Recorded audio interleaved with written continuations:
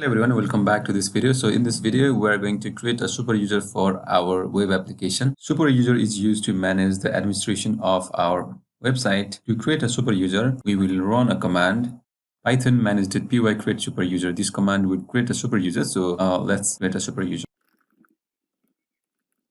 Enter the username. I will use admin. I'll choose the email address and use the password for your website. It said the password is too similar to the username, so we can bypass the password validation or we can use another one. So let's choose a little bit complicated password. So it's the password is two such. Anyway, use this password.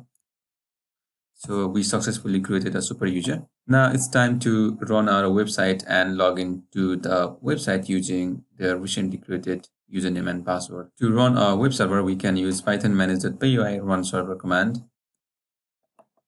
By default, Django server will listen at the port 8000. So let's open our browser and open this link 127.8000. And to navigate to the administration side, just use the admin URL and this will open the Django administration login panel. So use the username and password that you recently used. As you can see, we are at the Django administration. So in the next video, we will register our post model that we have created in the previous lecture and manage the post model using our Django administration site.